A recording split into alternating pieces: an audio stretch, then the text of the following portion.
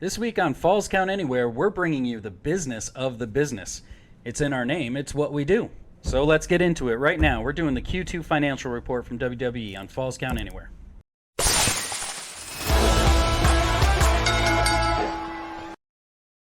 Welcome back, ladies and gentlemen, to your favorite Wrestling with the Business spinoff show, Falls Count Anywhere. I am your host, the varsity athlete, Jeremy Bodette, and with me, as always, is Matthew, the Professor Lambert. Boy, this is, I think, our first official financial report, WWE financial report of Wrestling with the Business. Mm-hmm. This incarnation of it anyway. I have spent the last, I don't even know, I don't think I slept much last night, so bear with me here. Digging through this information the last 48 hours has been a financial whirlwind. And it would be very remiss if a show called Wrestling with the Business did not talk about the business of the business, especially given that things are as interesting as they are right now with the business. So let's dig into it. I have multiple copies of the investor's presentation. I have read through the report and the overview. I've dug into the 10Q filing with the SEC. I've tried to distill probably 250 pages worth of information into a half an hour or less, something that you're going to find pretty interesting. For those who don't like all the numbers and everything, should we just have little videos of wrestling matches we going will on? have to try to make it a little bit more visual. We will be sure to include snapshots of the appropriate parts of the presentation, so you can at least visualize what it is that we're talking about. But and then Pac will be doing a black arrow onto the graphs. Doing a black arrow. Yeah, that would be a great way to start it. Good selection. That really appeals to the audience. So let's talk about TV ratings. This was an area of huge success. First of all, overall, the financial report was exceptionally good for WWE. Exceptionally good is actually a bit of an understatement here. Revenue was $410.3 million, which represents an increase of 25% over Q2 of last year and a quarterly record. Wow. $410.3 million in one quarter. So that would put them somewhere in the vicinity of $1.3 billion in revenue for the year, which I believe would be their best year ever. And people who aren't wrestling fans would not expect a company to be making that much money, a wrestling company to be making that much money. Probably not. And what'll surprise you even more, and this is interesting how the business model has changed as I get into some of the details, you'll see really how their revenue streams have changed, especially when you think, especially if you're a casual fan and when you picture wrestling, you picture the Attitude Era, or maybe even going all the way back to the 1980s, Hulkamania and Randy Savage and Ric Flair and those guys. Just the business and the revenue streams are very different than they were 20, 40 years ago. So let's talk about one of the biggest feathers in their cap, which is ratings. As I think we all know, cable TV ratings have been slipping basically across the board. Yeah. Some people are cutting out cable left and right. Some are doing better than others, and by that I mean failing slower, but they all are going down, except for the WWE. It's out. It's unbelievable. So just looking at Raw, the USA Network in that same across the network in totality has lost 6% viewership.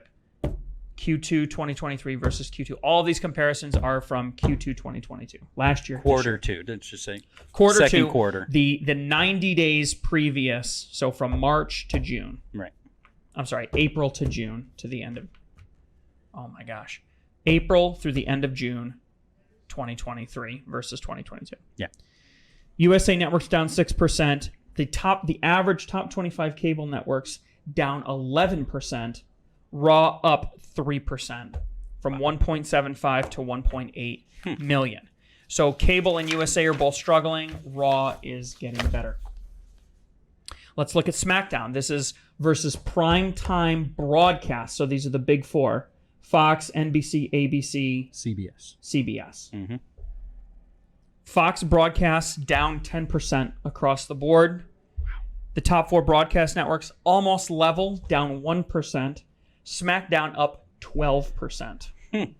an average viewer of 2.3. Wow. Which is up from just over 2 million a year ago. Outstanding. Yeah. Let's look at the key demographic. This is 18 to 49-year-olds. This is the key demographic. These people do not have cable. Right. 18 to 49. Mm-hmm. They don't have cable. USA Network, up 9%. Okay. Up 9%. Pretty good.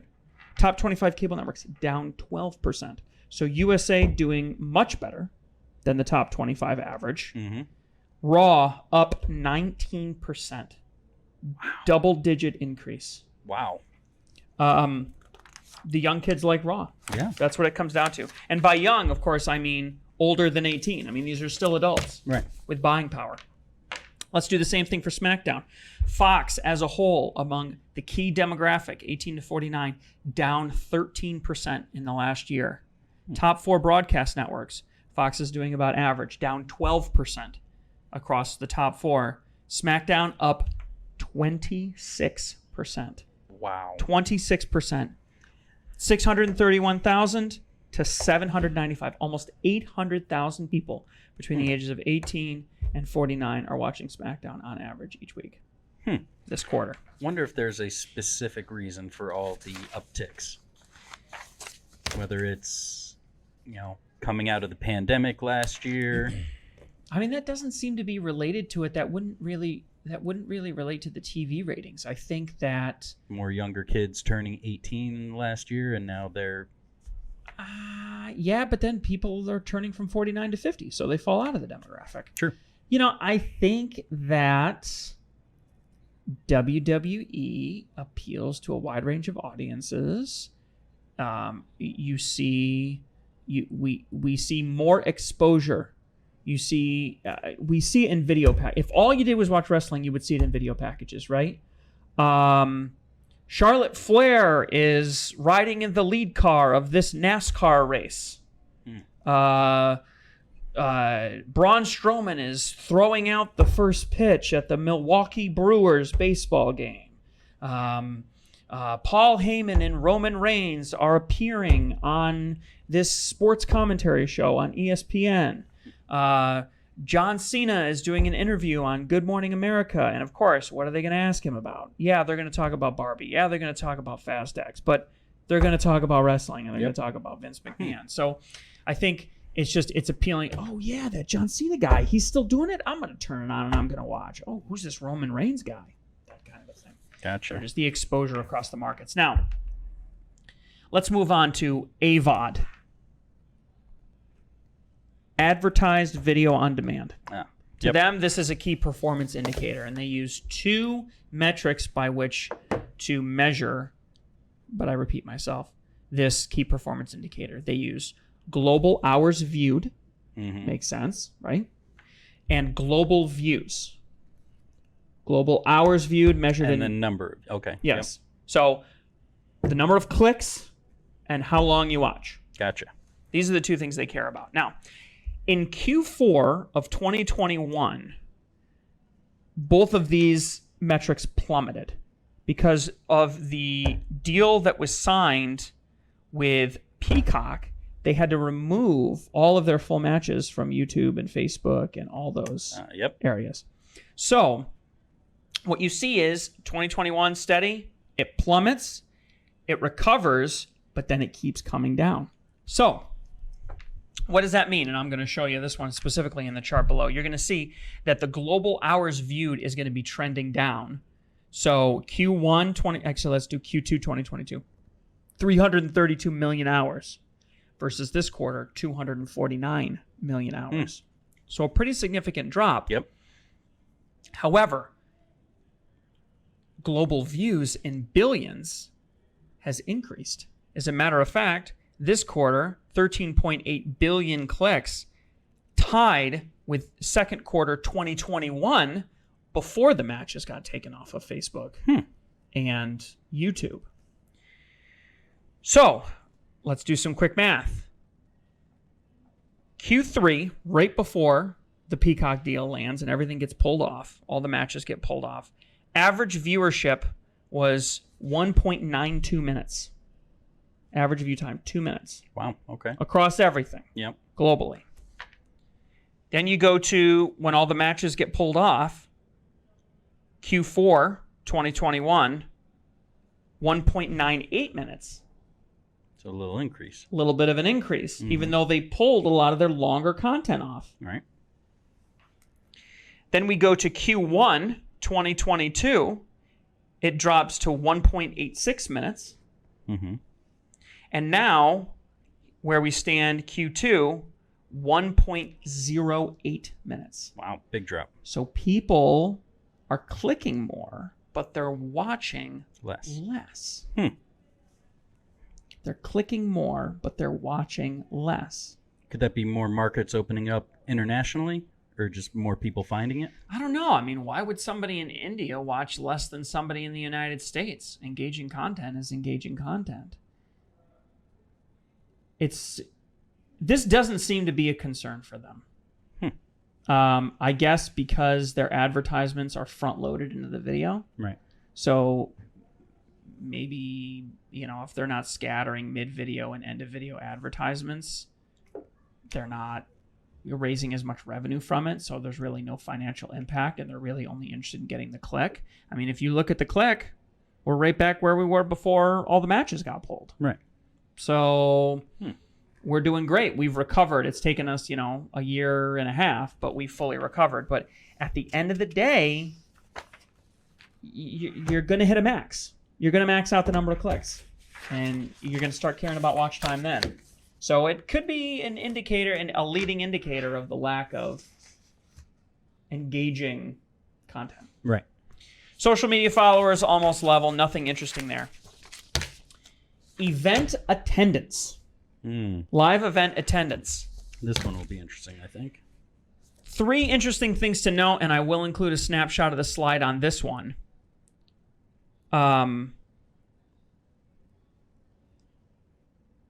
Average attendance in North America in Q2 2023 was 9,900 people. Okay. Average per event. Mm-hmm. Internationally, it averaged 9,000. They don't travel internationally as much. They had 10 shows internationally versus 43 And shows. half of those were probably Saudi Arabia, right? No. If memory serves, they went to England. Oh, in 2023. I'm thinking 2022. Okay. They went to England. No, last year they only did 4 international shows in Q2. Mm-hmm. They went to England. They did some shows in France, and So 10 international shows just in the second quarter. yes. Wow. Okay. So Which they is did the a lot of first- traveling. First time they've hit double digits. Mm-hmm. First time they've hit. This is outside of North America, so Mexico shows don't count. Canada shows don't count. Yep. Okay. So 10 is huge. 10 is huge. The next Q4 of 2021, they had 9. This is the first time they've gone double-digit international. So back to the attendance. 9.9 average, 9,000 internationally in attendance. But if you take WrestleMania out, it's 7,300. That just goes to show you how disproportionate WrestleMania is. If you go back to 2022, average attendance was 6.8, including WrestleMania. Okay. So they were only 4.9. So that's a big jump then.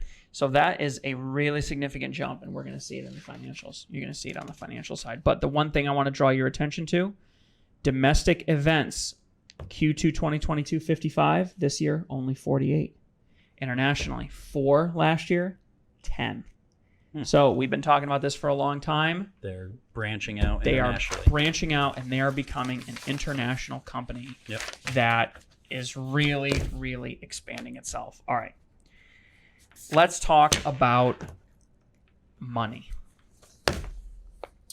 So I've got good WWE, bad WWE. Good WWE, and there's a lot of it. So revenue obviously set a record. Viewership for WWE's key weekly flagship programs for SmackDown up 26%, Raw up 19% respectively in the key demographic. Live event revenue increased 51%. Wow. 51% live revenue. North American live event average attendance was 9,870, an increase of 45% and a quarterly record. This is with roughly the same WrestleMania across the board. More people are going to Raw. More people are going to SmackDown. And probably what's having the biggest impact, and I haven't looked into the details, this is just speculation, the house shows, the dark matches. They started bringing those back, yeah. That's where you see 1,500 people, 2,000 people show up. It's 4,000. It's 5,000 now. And it's really having an impact, especially when you count Mexico shows. Because they just did like a bunch of Mexico shows. Those are going to show up in Q3.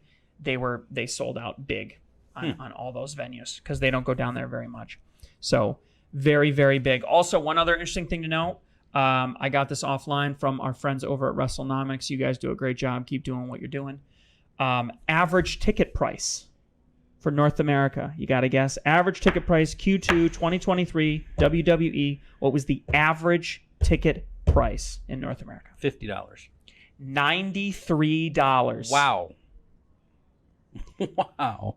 $93. So that's how they're doing it. Less shows, Higher price. higher price. Mm-hmm. That's how they're doing it, 100%. A couple quick notes here on the Endeavor transaction. They're going to be calling it TKO Group Holdings. That's official now, not just rumor.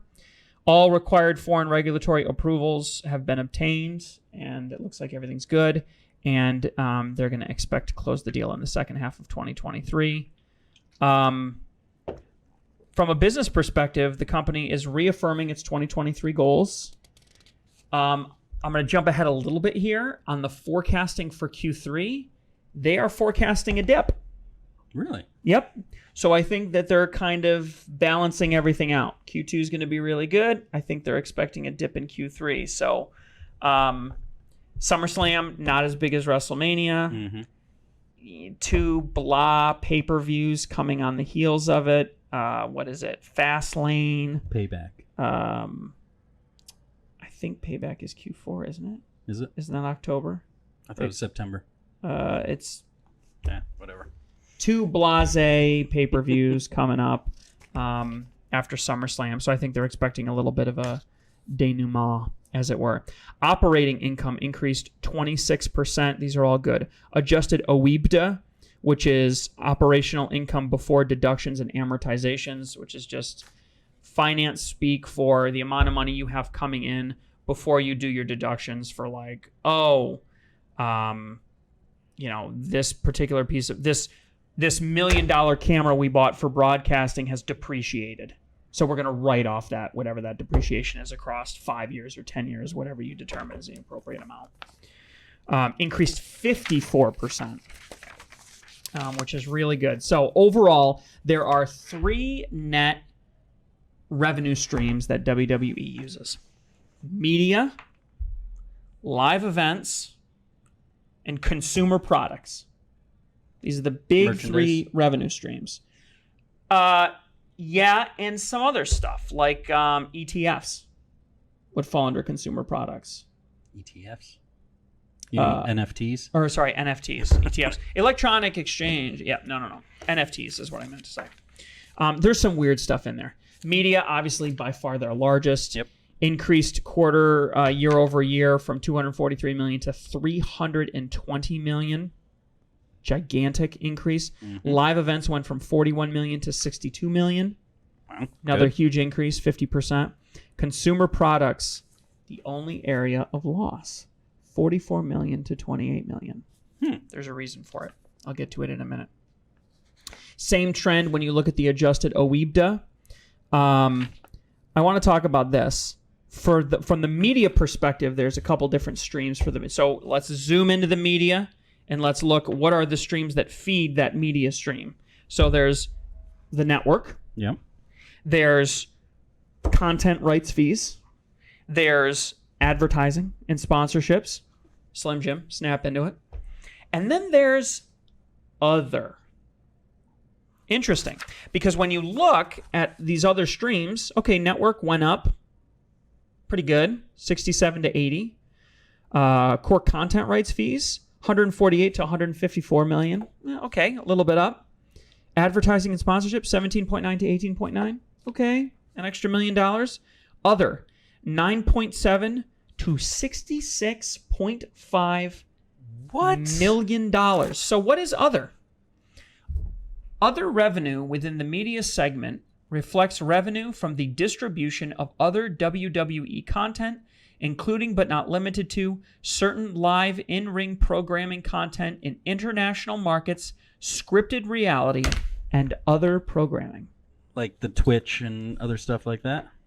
Scripted reality is what I want to draw your attention to, because, and I'm going to jump ahead again a little bit here, they're building a new headquarters. Mm-hmm. And they gave a report out on how the headquarters was going. And one thing that I couldn't help but notice that seemed kind of funny to me was that despite the fact that WWE Productions was a complete and utter failure, they've chosen to invest $50 million into production and studio infrastructure at their headquarters, the new headquarters in Connecticut. Wow. So they're going to start making new content for the network or whatever. I don't know what exactly. TV. I mean, again, it could. I mean, I have a hard time believing that they're seeing a $50 million increase from certain live in-ring programming content in international markets. I mean, maybe they're getting higher advertising rates from some of the international deals that they've been doing, but the idea that that adds up to $200 million a year, I mean, I haven't heard about any huge deal being brokered with Saudi Arabia, India, China, like any of the huge markets that would produce that type of revenue. Mm-hmm. So it's got to be, I mean, if we think about it, all the specials with A&E, the shows on biography, right? Searching for the hidden treasures, the backstories, the Cody Rhodes special.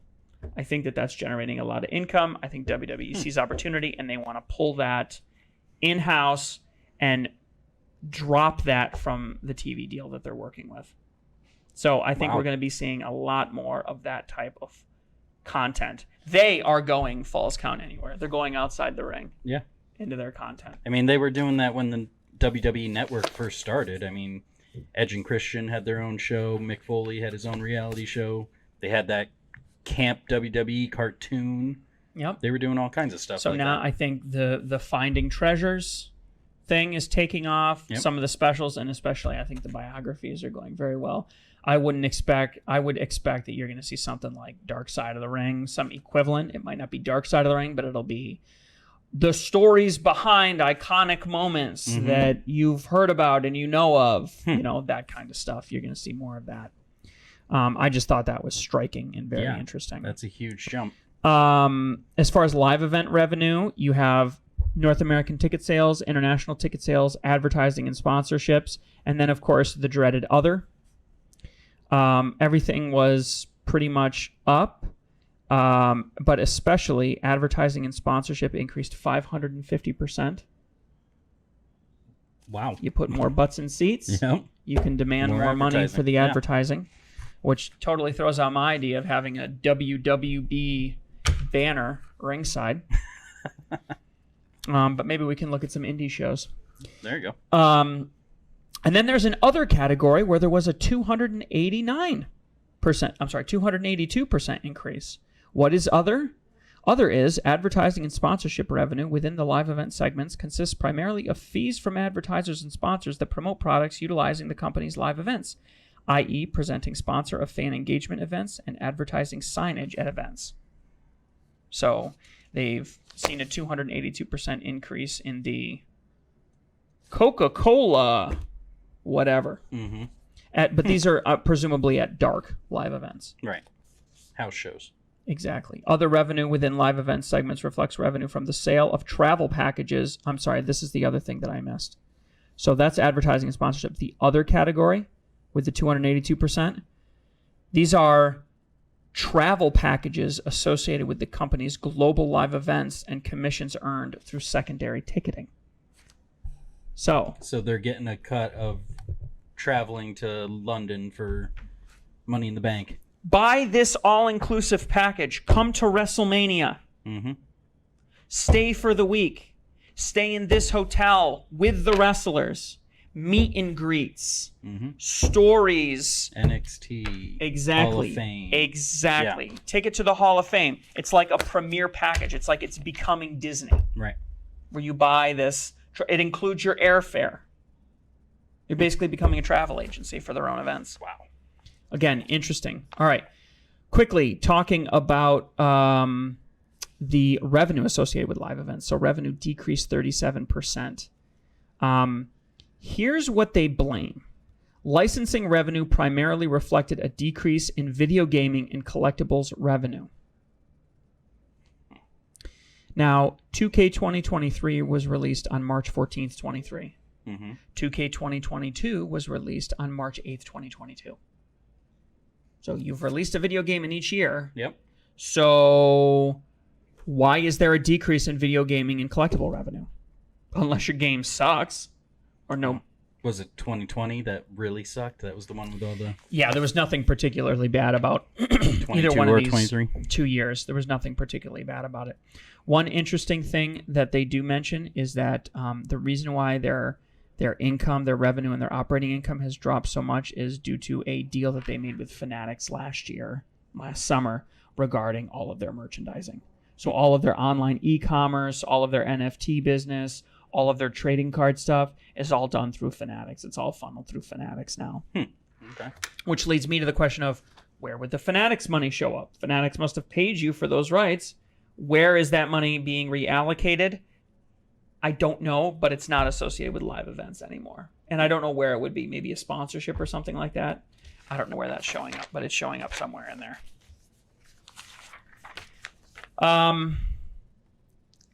They're saying that they are expecting a decrease in Q3, which I touched on. Yep.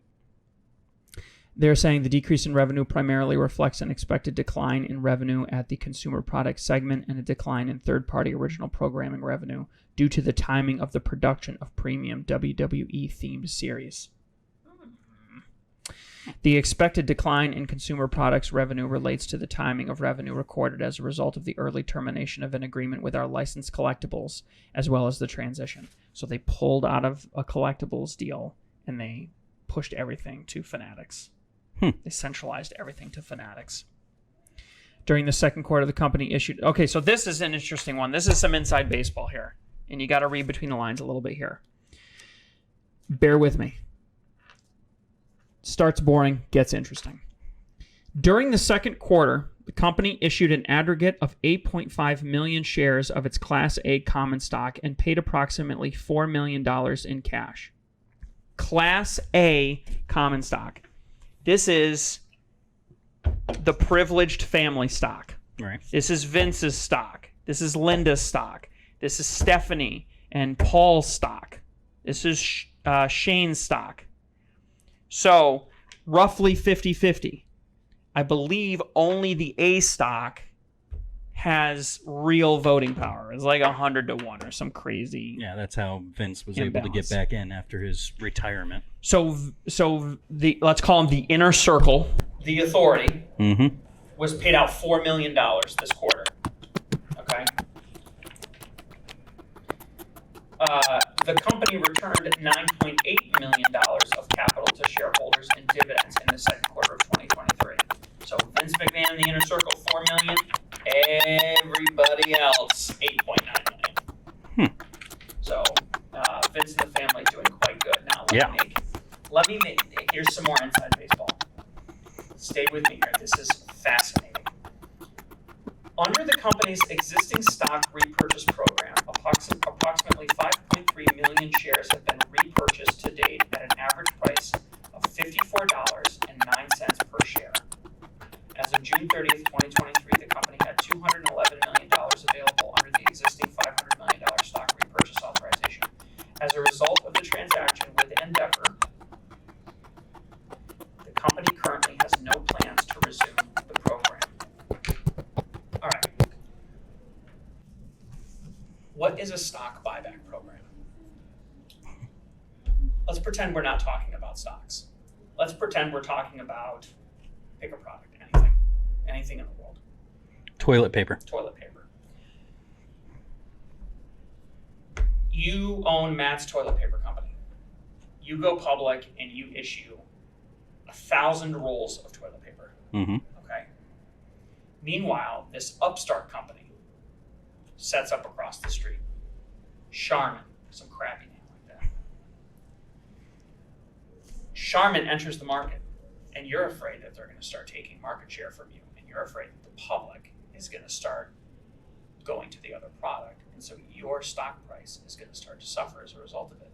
So what do? You go in and you immediately buy 200 rolls of toilet paper. You're buying your own product. You're smelling your own farts, as it were. But it decreases the supply in the market, which is going to keep the price afloat. $54.09 was the price of WWE stock right around the time of the beginning of the pandemic, just before 2018, 2019. Yep. What happened in 2019? Besides the pandemic? What happened in 2019? What was the big thing in the wrestling world that happened in 2019? The establishment of All Elite Wrestling. Right. All Elite Wrestling enters the scene. WWE says, holy crap, their product isn't complete total garbage. This isn't a small, unfinanced upstart or a struggling organization like Impact that appears to be on its last legs and is a shell of its former self in popularity. It's legitimate. So what do? They start buying up their own stock to keep the price elevated. They allocate $500 million as a slush fund so that whenever they see the stock price start to dip, they buy some of the stock and it keeps things looking stable, even though the company's owning a huge portion of the stock. Right. They have $211 million left on that stock buyback program.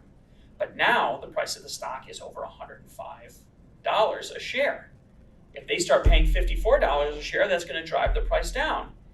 And this comes on the heels of Triple H saying, what about AEW? Calling it what? A rinky-dinker Secondary. Promotion. Mhm. So here's the financial decision, right? This drove Triple H's decision to come out and say they're a secondary company. We do not see them as a threat. And to prove it, we are going to stop the stock buyback program that we started when AEW was established. This right here, no greater financial sign than that they truly do believe that they are an upstart, that they support the secondary promotion comment straight up. So WWE has stopped buying back their own stock. They claim it's in preparation of the creation of TKO and the company and the merger that they're having With Endeavor. UFC Yep. and Endeavor.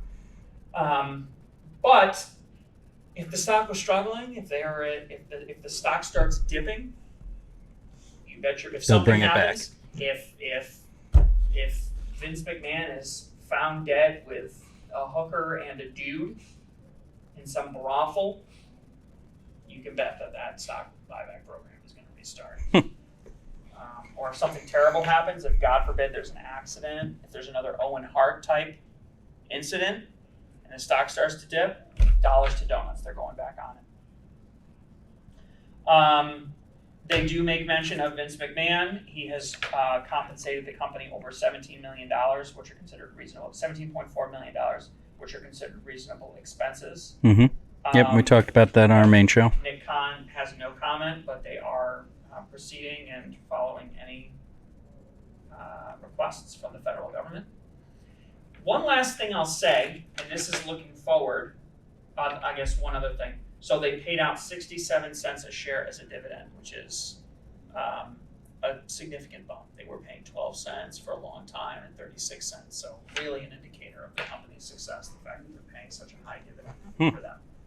Granted, 36 cents when your stock's worth $50 is a heck of a lot more valuable than 67 cents when your stock is $105.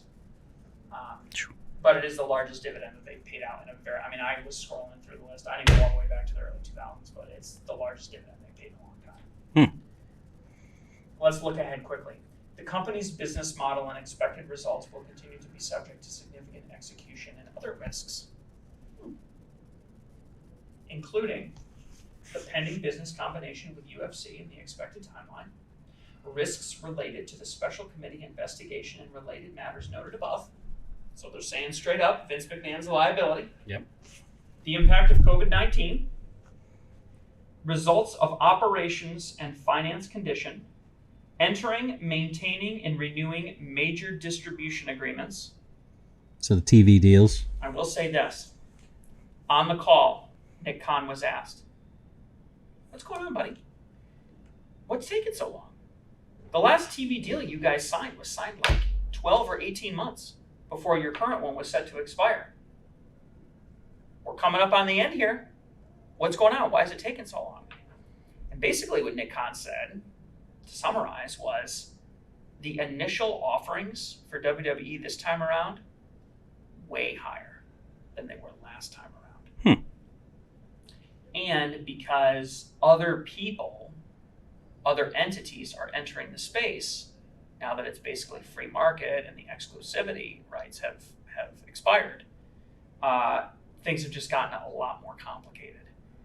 The one thing he did say is that I would expect that if there's any kind of agreement with a broadcaster, that you would see some type of equivalent deal on the streaming side, similar to what we have now. However, if you see a major deal on the streaming side, you're not going to see it on broadcast. It's going all on streaming or nothing. Right. So, interesting note. And then it says WWE Network. So internationally, WWE Network is still right. very live. For some reason, they don't get into the specifics here, but they consider that a risk. I don't know. I'm not sure why. And then uncertainties associated with international markets and risks inherent in large live events. So that's basically just saying if somebody bombs us or if there's some kind of accident or something like that. They have announced that they're going to India. Yep. I did make a bold prediction about a month ago about the tag team championships. That prediction was sort of assumed that there would be a pay-per-view in India, which appears it's not going to happen.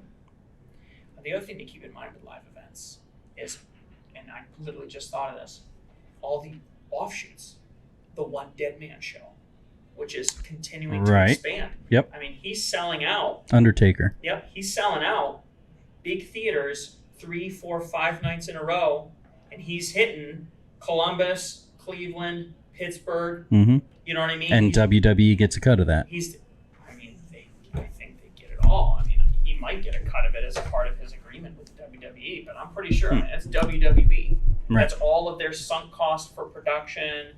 I'm sure they're negotiating with all the venues and stuff like that.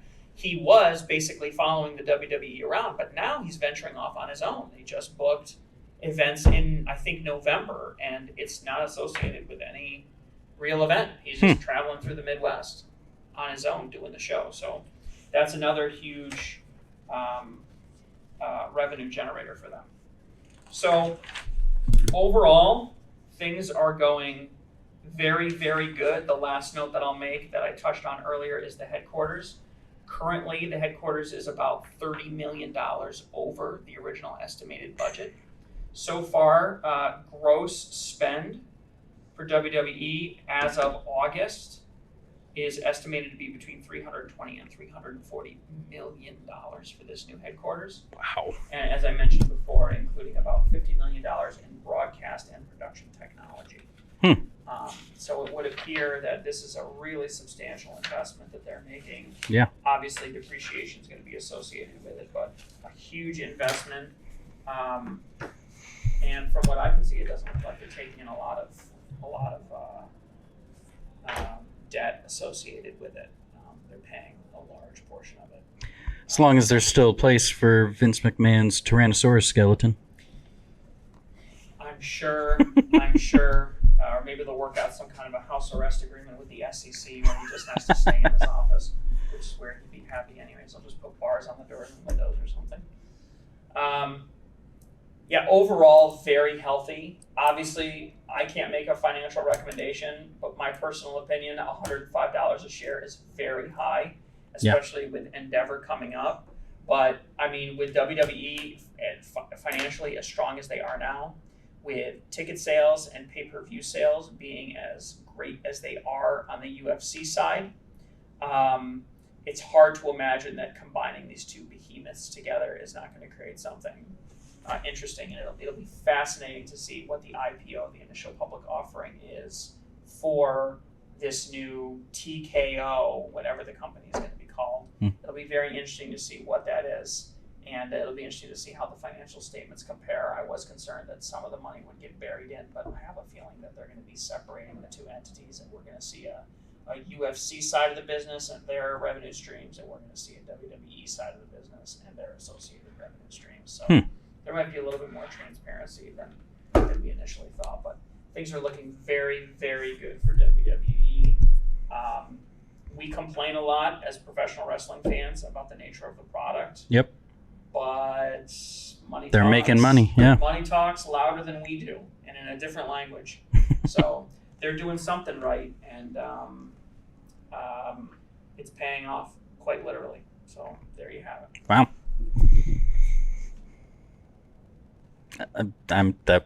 Yeah, I'm okay. gonna go home and sleep now. I'm gonna go home and sleep. Well, I don't think we'll find another breakdown like that on YouTube. I hope not. Wrestling with the business, we definitely bring you the business. So, comment on our video. Tell us what you thought of this. Are you big into the numbers like we are? If you find this stuff interesting, obviously we're going to do it every quarter when these reports come out, especially when they're showing numbers like this. I mean, it's fascinating when you see how it impacts the product. Again, Vince McMahon is being investigated by the SEC subpoenas. How is that going to impact his relationship with creative? Yeah. You know, you see them stopping the stock buyback program. Wow. But you see the impact of that in the real world when Triple H says in an interview, we consider AEW a secondary production, even though they just broke 77,000 ticket sales for All In Wembley Stadium at the end of August. Mm-hmm. So it's you know, we talk about the storylines, but there's another storyline here, and that's the business side that I think really colors and things very interesting. Definitely. So tune into all our other videos. We got our main show coming up this Friday. We'll be going over the results of SummerSlam and see if we got a new Divas champ or not. Perhaps a new Divas champion. We'll see. In the meantime, follow us on our social medias. Like, share, comment, subscribe. You know what to do. And in the meantime, if you keep watching, we'll keep wrestling with business.